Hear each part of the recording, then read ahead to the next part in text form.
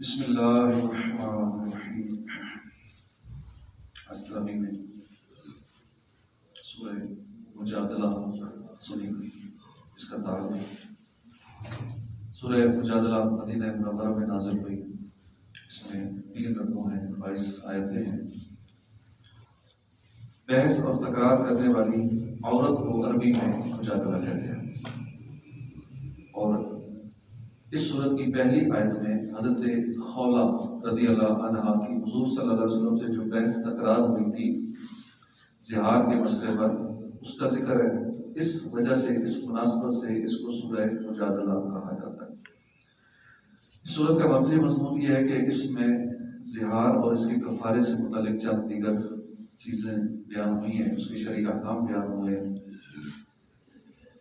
اس سورت کی ابتدا میں حضرت خولہ بنت ثعلبہ رضی اللہ عنہ کی زہار کے مسئلے پر ہونے والی بحث اور زہار سے متعلق چند احکام بیان کیے گئے، مجلس کے چند آداب بیان کیے گئے، اور مسلمانوں کو اللہ تعالیٰ اور اس کے حبیب صلی اللہ علیہ وسلم کے احکامات پر عمل کرنے کی ترغیب دی گئی۔ نیز علماء دین کی تعریف کی گئی اور ان کے مرتبہ اور مقام کو واضح کیا گیا۔ ان منافقین کی سرزنش کی گئی جو یہودیوں سے محبت کرتے تھے، مسلمانوں کے راز ان تک پہنچاتے تھے، جھوٹی قسمیں کھاتے تھے، اللہ تعالیٰ اس کے حبیب صلی اللہ علیہ وسلم سے عداوت رکھتے تھے اور ان کے احکام کی مخالفت کرتے تھے۔ اس صورت کے آخر میں بیان کیا گیا کہ مسلمان کافروں سے محبت نہ رکھیں، اگرچہ وہ ان کے باپ، بیٹے، بھائی اور خاندان والے ہی کیوں نہ ہوں، کافروں سے محبت نہیں رکھیں۔ سورہ مجادلہ کی اپنے سے ماقبل سورہ حدید کے ساتھ مناسبت یہ ہے کہ سورہ حدید میں اللہ تعالیٰ کی عظیم اور جلیل صفات ذکر کی گئی، اور وہ ظاہر ہے، باطن ہے، اس کا علم ایسا محیط ہے کہ زمین کے اندر موجود اور اس سے نکلنے والی ہر چیز کو جانتا ہے، اور اسے بھی جانتا ہے جو کچھ آسمان سے اترتا ہے، جو آسمان میں چڑھتا ہے، اور اس کی مخلوق جہاں کہیں ہو وہ اس کے ساتھ ہے۔ اور سورہ مجادلہ کی ابتدا میں اللہ تعالیٰ کے ان اوصاف پر دلالت کرنے والا واقعہ بیان کیا گیا ہے کہ اللہ تعالیٰ نے اپنی بارگاہ میں مناجات کرنے والی عورت کی بات سن لی۔ یعنی اللہ پاک کتنا کریم اس کی ذات ہے کہ ایک عورت نے جب حضور کی بارگاہ میں آ کے عرض کیا کہ میں ایک غریب عورت ہوں اور میرے شوہر نے میرے ساتھ یہ زہار کا لفظ کہا ہے۔ زہار کہتے ہیں کہ غلطی سے یا جان بوجھ کر اپنی بیوی کے کسی عضو کو اپنی ماں سے یا بہن کے کسی عضو سے تشبیہ دے دینا کہ تیری فلاں چیز میری ماں جیسی ہے یا میری بہن جیسی ہے، اس طرح کی بات کر دینا۔ تو ابھی بہت سارے لوگ ایسے ہیں جن کو علم دین نہیں حاصل ہوتا، اور علم دین سے دوری کی وجہ سے وہ ایسی باتیں کر لیتے ہیں کہ جس سے زہار کا معاملہ درپیش ہوتا ہے۔ زہار کے بارے میں پتہ نہیں ہوتا، شادی کر لیتے ہیں، لیکن شادی کی جو ضروری احکام ہے، فرض علوم ہے شادی سے متعلق، سے سیکھنے کی کوشش نہیں کرتے۔ تو اس میں بڑا ایک اہم یوں سمجھ لیں کہ فرض علوم کے بارے میں ہمیں بتایا گیا، بڑا اہم مسئلہ سمجھایا گیا اس سورہ مجادلہ کے اندر۔ حضرت خولہ بنت ثعلبہ کے صحابیہ ہیں، انہوں نے جب ان کے ہسبینڈ نے کوئی ایسی بات کر دی کہ زہار کر دیا، یعنی آپ کی فلاں چیز میری ماں جیسی ہے، یا جسم کی کسی عضو کے بارے میں، تو اس طرح کا مسئلہ درپیش آیا، تو یہ حضور کی بارگاہ میں حاضر ہو گئے۔ اور اس وقت یہ تھا کہ جب زہار کوئی کر لیتا تھا تو وہ سیدھی سیدھی طلاق سمجھی جاتی تھی۔ اب انہوں نے کہا کہ اگر یہ طلاق ہو گئی، ہماری علادگی ہو گئی، اور میرے بچے ہیں چھوٹے چھوٹے، ان کی پرورش کون کرے گا؟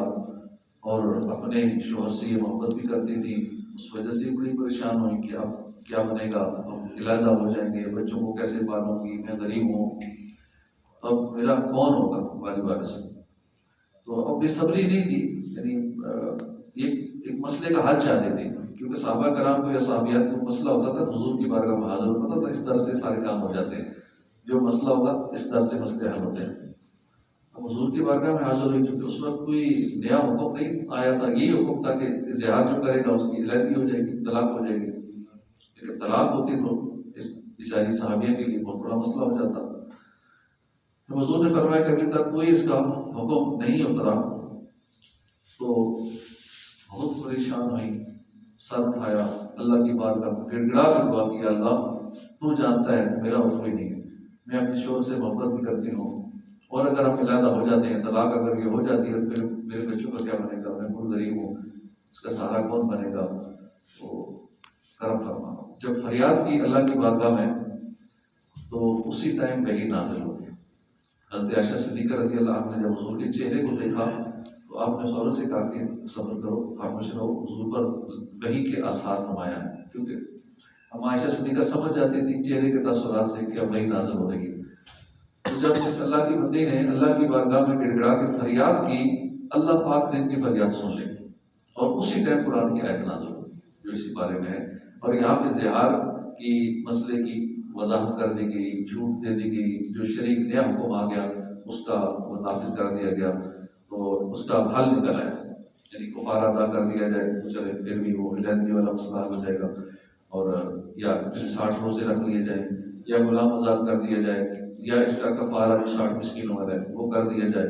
تو یوں کر کے امت کے لیے آسانی ہو گئی، یعنی ایک خاتون نے اللہ کی بارگاہ میں گڑ گڑا کے دعا کی، حضور کی بارگاہ میں جا کے مسئلہ عرض کیا تو کتنوں کا بھلا ہو گیا، باقی دنیا بھر کا فائدہ ہو گیا اور ان کے لیے آسانی پیدا ہو گئی۔ تو یہ ان کا ذکر ہے۔ خولہ بنت، ایک مرتبہ یہی خولہ بنت ثعلبہ جا رہی تھی، فاروق اعظم کا دور تھا، یہ بہت بوڑھی ہو چکی تھی اس وقت، تو فاروق اعظم جو کہ امیر المومنین تھے، وقت کے بادشاہ تھے، جب جا رہے تھے تو راستے میں اسی صحابیہ عورت نے روک لیا، آپ روک گئے، باقی لوگوں نے کہا حضور یہ بڑھیا، آپ کیوں اس بڑھیا کے لیے رکے ہیں، آپ اس بڑھیا کی باتیں سننا شروع ہو گئی۔ انہوں نے فاروق اعظم کو نصیحتیں شروع کر دی، نصیحتیں کی، آپ توجہ سے ان کی باتیں سنتے رہے۔ لوگوں نے کہا حضور آپ ایک بڑی عورت، آپ کا ٹائم ویسٹ کر رہی، کیا کرتے ہیں؟ آپ نے فرمایا یہ وہ عورت ہے جب حضور کے بارگاہ میں حاضر ہوئی تو اس عورت کی وجہ سے قرآن کی آیات نازل ہو گئی تھی، جب حضور نے اس کی بات توجہ سے سنی تو میں کون ہوتا ہوں کہ اس کی بات نہ سننے والا ہوں، تو میں بھی اس کی بات توجہ سے سنوں گا۔ آپ نے جب تک وہ بات سناتے رہی، آپ بات سنتے رہے۔ تو یہ اس حوالے سے سورہ مجادلہ، اس میں بڑا تفصیلی تذکرہ ہے، لیکن چونکہ ہم صرف خلاصہ سنتے ہیں، تفصیل میں جائیں گے تو کافی ڈیٹیل ہے اس کی، اور شاید بارے کی جب تفصیل سنیں گے تو ہو سکتا ہے اس کے اندر اس کی تھوڑی سی ڈیٹیل آ جائے۔ اس کے بعد سورہ حشر یہ مدینہ منورہ میں نازل ہوئی ہے، اس میں 3 رقموں ہیں، 24 آیتیں ہیں۔ حشر کا معنی ہے اکٹھا کرنا، لوگوں کو اکٹھا کرنا، اور اس سورت کی دوسری آیت میں بنو نذیر کے یہودیوں کے پہلے حشر یعنی انہیں اکٹھا کر کے مدینے سے نکال دیے جانے کا ذکر کیا گیا۔ اس مناسبت سے اسے سورہ حشر کہتے ہیں۔ حضرت ماقل بن یسار رضی اللہ عنہ سے روایت ہے، رسول کریم صلی اللہ علیہ وسلم نے فرمایا جس نے صبح کے وقت 3 مرتبہ اعوذ باللہ السمیع العلیم من الشیطان الرجیم کہا اور سورہ حشر کی آخری 3 آیات کی تلاوت کی تو اللہ تعالیٰ 70,000 فرشتے بھیجتا ہے جو اس کے لیے دعائیں مغفرت کرتے رہتے ہیں۔ اتنا لمبی چھوڑی یہ نہیں ہے، مختصر سی ہے۔ سورہ حشر پڑھیں، پہلے پڑھیں اعوذ باللہ السمیع العلیم من الشیطان الرجیم، اور سورہ حشر کی آخری 3 آیتیں پڑھنی، صرف کوئی 2-3 منٹ کی بات ہے۔ 70,000 فرشتے مقرر ہو جاتے ہیں دعائیں مغفرت کرنے کے لیے، جو صبح سے شام تک دعائیں مغفرت کرتے رہتے ہیں، اور اگر اسی دن اس کا انتقال ہو جائے پڑھنے والے کا تو وہ شہید کی موت مرے گا، اور جو شخص شام کو پڑھے تو اس کا بھی یہی مرتبہ ہے۔ اس صورت کا مقصد مضمون یہ ہے کہ اس میں بنو نذیر کے یہودیوں کو مدینہ منورہ سے جلا وطن کرنے کے بارے میں بیان کیا گیا اور مسلمانوں کو چند شرعی احکام بتائے گئے۔ اس صورت کی ابتدا میں بتایا گیا کہ انسان، حیوان، نباتات، جمادات، الغز کائنات کی ہر چیز ہر نقص و عیب سے اللہ کی پاکی بیان کرتی ہے، اس کی قدرت و وحدانیت کی گواہی دیتی ہے اور اس کی عظمت کا اقرار کرتی ہے۔ یہ بتایا گیا کہ بنو نذیر کے یہودیوں نے نبی کریم صلی اللہ علیہ وسلم سے کیے ہوئے معاہدے کی خلاف ورزی کی اور آپ کو شہید کرنے کی سازش کی، تو اس کے نتیجے میں انہیں مدینہ منورہ سے جلا وطن کر دیا گیا۔ فے کے مال کے احکام بیان کیے گئے اور مسلمانوں کو حکم دیا گیا کہ رسول کریم صلی اللہ علیہ وسلم جو کچھ انہیں عطا فرمائے وہ لے لیں، جس سے منع فرمائے اس سے باز رہیں، اللہ سے ڈرتے رہیں۔ اللہ تعالیٰ نے مہاجرین و انصار اور ان کے بعد آنے والے مسلمانوں کی عظمت و شان بیان فرمائی اور یہ بتایا کہ جو اپنے نفس کے لالچ سے بچا لیا گیا تو وہی کامیاب ہے۔ منافقوں کی باطنی خباثت ذکر کی گئی اور یہ بتایا گیا کہ کس طرح انہوں نے یہودیوں سے ان کی مدد کرنے کے خفیہ وعدے کیے اور کس طرح یہ اپنے وعدوں سے منہ پھیر گئے۔ نیز منافقوں کو شیطان سے تشبیہ دی گئی اور یہ بتایا گیا کہ جس نے شیطان کی باتوں میں آ کر کفر کیا تو وہ اور شیطان دونوں جہنم کی آگ میں ہمیشہ رہیں گے۔ مسلمانوں کو تقوی و پرہیزگاری اختیار کرنے، آخرت کی تیاری کرنے اور سابقہ امتوں کے اعمال سے عبرت و نصیحت حاصل کرنے کا حکم دیا گیا، اور یہ بتایا گیا کہ دوزخ والے اور جنت والے برابر نہیں اور جنت والے ہی کامیاب ہیں۔ اس صورت کے آخر میں قرآن مجید کی عظمت بیان کی گئی، اسے نازل کرنے والے رب تعالیٰ کے عظیم اور جلیل اور صاف اور اس کے اسماء الحسنی بیان کیے گئے۔ سورہ حشر کی اپنے سے ماقبل سورہ مجادلہ کے ساتھ ایک مناسبت یہ ہے کہ سورہ مجادلہ کے آخر میں ان صحابہ کرام کا ذکر کیا گیا جنہوں نے غزوہ بدر میں اپنے قریبی رشتہ داروں کو قتل کر دیا تھا، اور سورہ حشر میں غزوہ بدر کے بعد ہونے والے غزوہ بنو نذیر اور یہودیوں کی جلا وطنی کا ذکر کیا گیا۔ دوسری مناسبت یہ ہے کہ سورہ مجادلہ میں حضور کی مدد کی جانے کی خبر دی گئی، اور سورہ حشر کی ابتدا میں ذکر کیا گیا کہ یہودیوں کے مقابلے میں حضور کی مدد کی گئی۔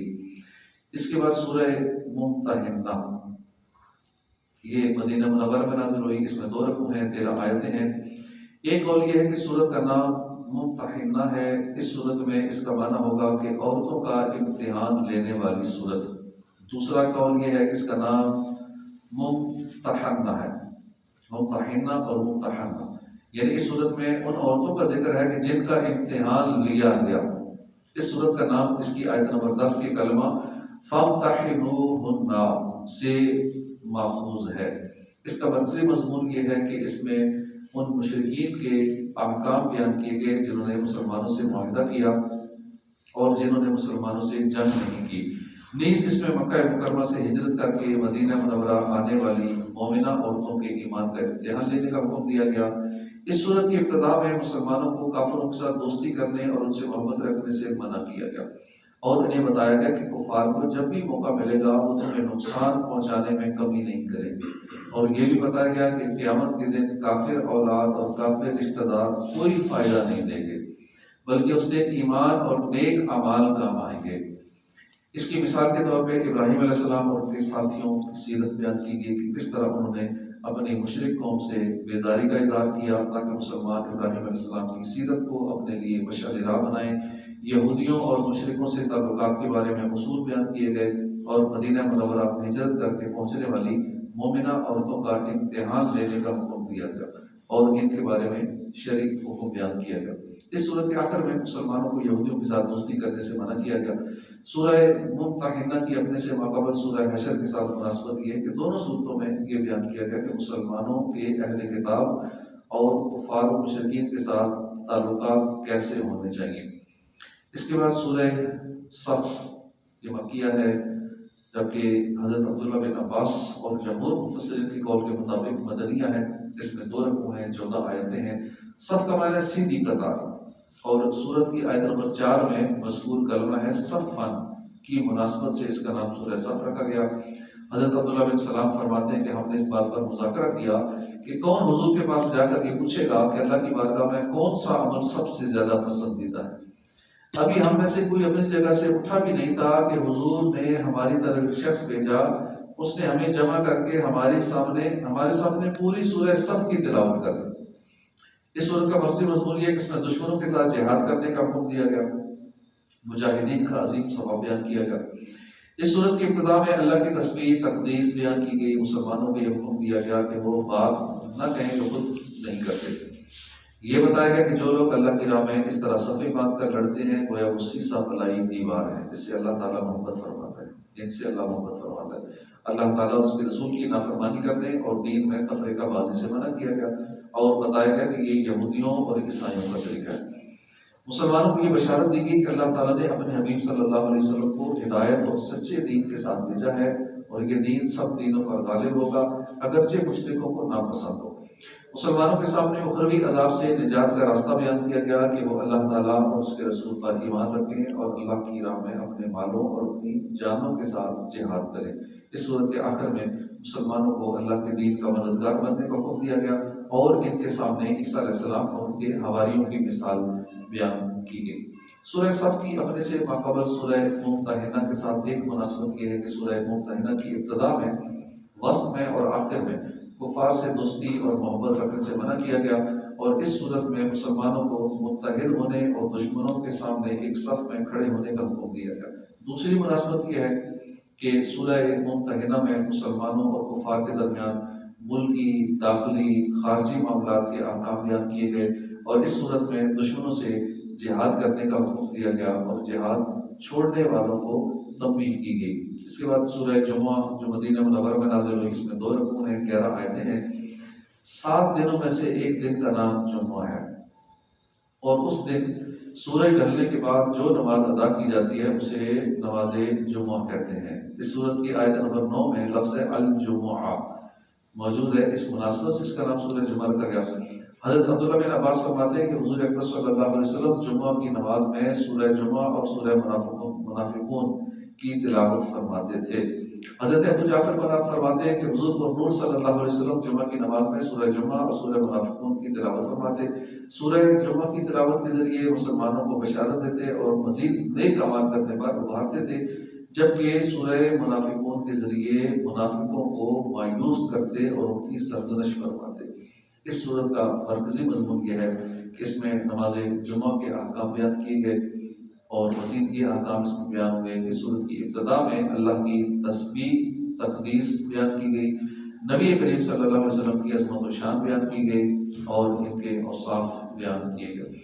یہ بتایا گیا کہ اللہ کا اپنی مخلوق پر یہ بڑا فضل ہے کہ اس نے ان کی ہدایت کے لیے اپنے حبیب صلی اللہ علیہ وسلم کو مبعوث فرمایا۔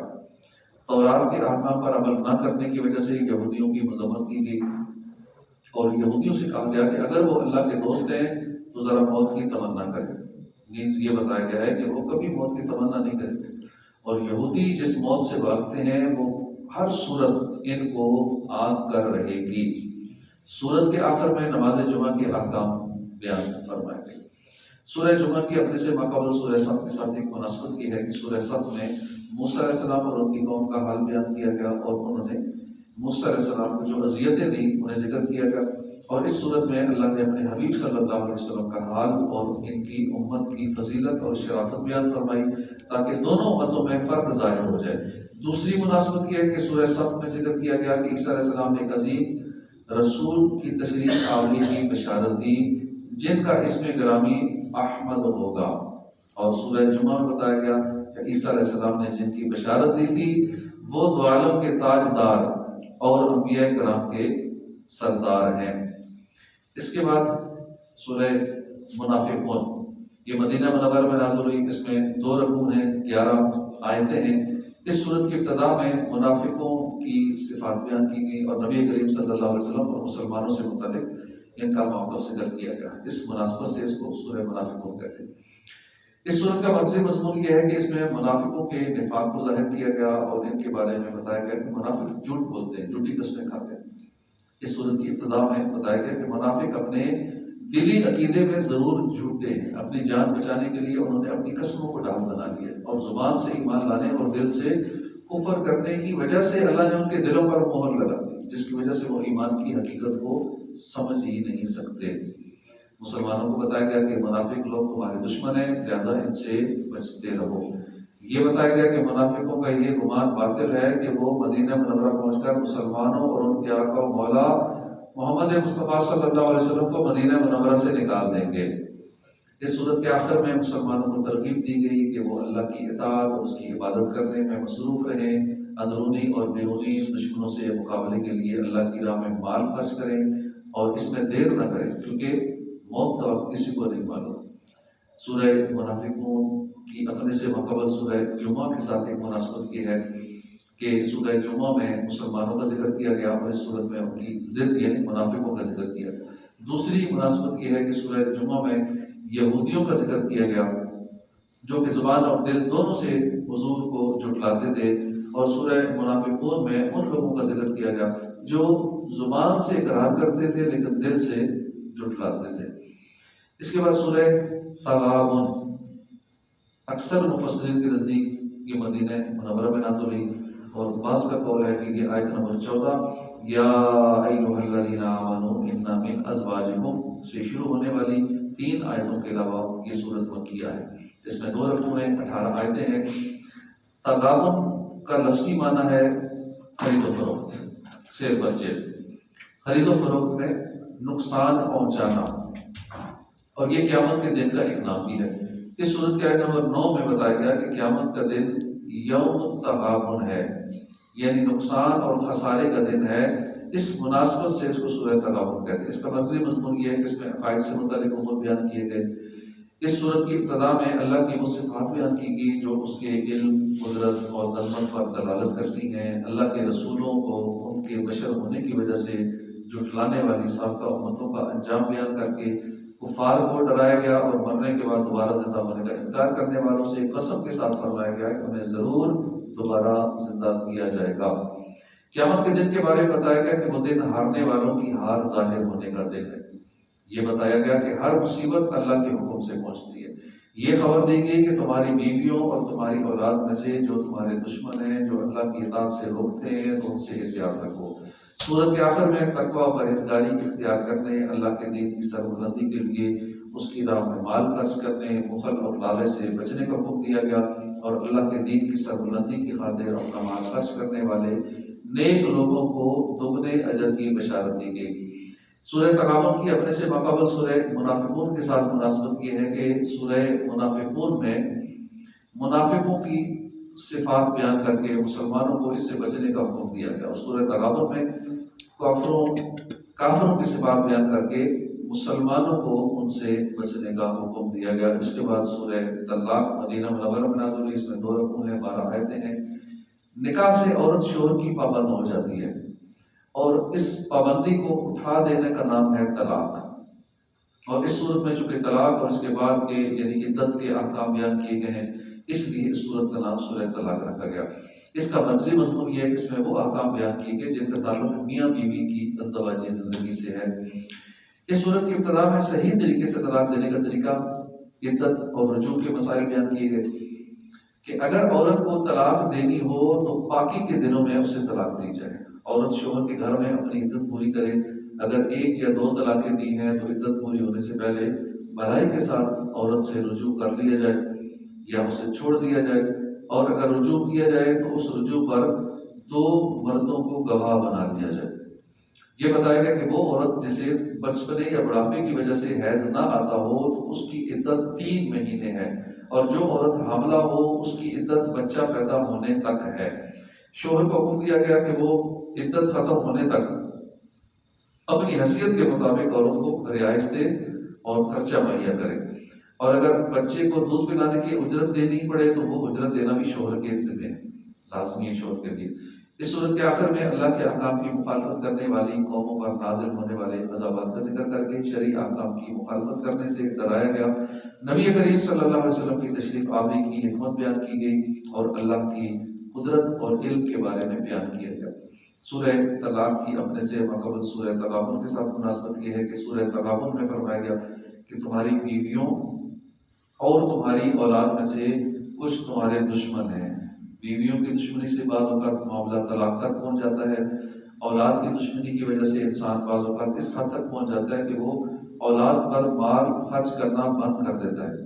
اس لیے قرآن مجید میں سورہ تغابن کے بعد وہ صورت رکھی گئی کہ جس میں طلاق کے احکام میں اولاد اور طلاق یافتہ عورتوں پر مال خرچ کرنے کے احکام بیان کیے گئے ہیں۔ اس کے بعد آخری صورت جو آج ہم نے سنی ہے وہ سورہ تحریم ہے، مدینہ منورہ میں نازل ہوئی، اس میں 2 رکوع ہیں، 12 آیتیں ہیں۔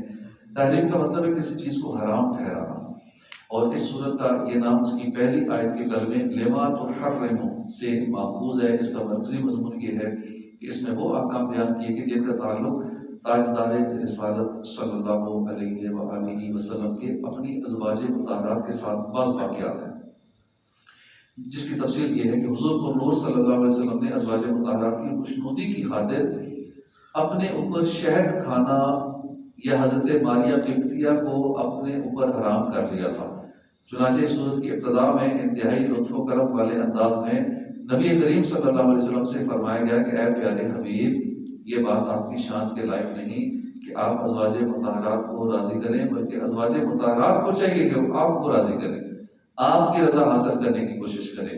حضور کی ایک زوجہ محترمہ نے آپ کے راز کی بات دوسری زوجہ محترمہ کو بتائی، تو اس پر اللہ نے ان ازواج مطہرات کو تنبیہ فرمائی اور انہیں توبہ کرنے کا حکم ارشاد فرمایا۔ ایمان والوں کو حکم دیا گیا کہ وہ اللہ کی اطاعت و فرمانبرداری کر کے اپنے گھر والوں کو اللہ کی اطاعت اور فرمانبرداری کا حکم دے کر اپنی اور اپنے گھر والوں کی جانیں جہنم کی آگ سے بچائیں، اور اہل ایمان کو گناہوں سے سچی توبہ کرنے کا حکم کریں۔ نبی اکرم صلی اللہ علیہ وآلہ وسلم کو کافروں اور منافقوں کے ساتھ جہاد کرنے اور ان پر سختی کرنے کا حکم دیا گیا۔ اس سورت کے آخر میں کافروں کے لیے حضرت نوح، حضرت لوط علیہ السلام کی بیویوں کی مثال بیان کی گئی، اور مسلمانوں کے لیے فرعون کی بیوی حضرت آسیہ رضی اللہ عنہا اور حضرت عیسیٰ علیہ السلام کی والدہ حضرت مریم کی مثال بیان فرمائے گی، تاکہ وہ بری مثالیں اور دو بری مثالیں، دو اچھی مثالیں لوگوں کے سامنے واضح ہو جائیں۔ سورہ تحریم کے اپنے سے مقابل سورہ طلاق کے ساتھ ایک مناسبت یہ ہے کہ دونوں صورتوں کی ابتدا میں نبی کریم صلی اللہ علیہ وسلم سے خطاب فرمایا گیا ہے۔ دوسری مناسبت یہ ہے کہ دونوں صورتوں میں عورتوں کے بارے میں، عورتوں سے متعلق احکام بیان کیے گئے۔ صدق اللہ العظیم۔ اللہ قرآن پاک کو سمجھنے کی توفیق عطا فرمائے، آمین۔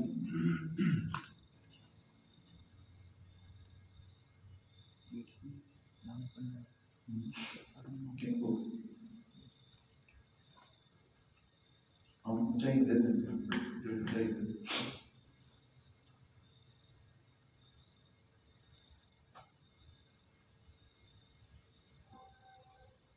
محفل کب ہو رہی؟ 4 اپریل بروز جمعرات بعد از نماز تراویح، جامع مسجد اللہ والی، وہاں بھی ایک محفل ہو رہی ہے۔ اس میں مشہور و معروف نعت خوان حضرات بیان مولا مصطفیٰ قادری، طاہر قادری وغیرہ اس طرح کے نعت خوان آ رہے ہیں۔ جو اس میں شرکت کرنا چاہے ضرور شرکت کریں۔ 4 اپریل بروز جمعرات بعد از نماز تراویح، 24 رمضان، سحری کا بھی اہتمام ہوگا اللہ والی مسجد میں، یہ پروگرام ہو رہا ہے۔ جو اس میں شرکت کرنا چاہیں ضرور شرکت کرنا۔ الحمدللہ رب العالمین والصلاۃ والسلام علی سید المرسلین۔ ربنا آتنا فی الدنیا حسنۃ وفی الآخرۃ حسنۃ وقنا عذاب النار۔ ربنا ظلمنا انفسنا وان لم تغفر لنا وترحمنا لنکونن من الخاسرین۔ رب زدنی علما رب ارحمهما كما ربياني صغيرا۔ یا مقلب القلوب ثبت قلبی علی دینک۔ اللهم اغفر لي ولكل مؤمن ومؤمنة۔ اللهم إني أسألك علما نافعا ورزقا واسعا وشفاء من كل داء۔ خلقني الذي أنت وسيلتي أدركني يا رسول الله۔ سبحان ربك رب العزة عما يصفون وسلام على المرسلين والحمد لله رب العالمين۔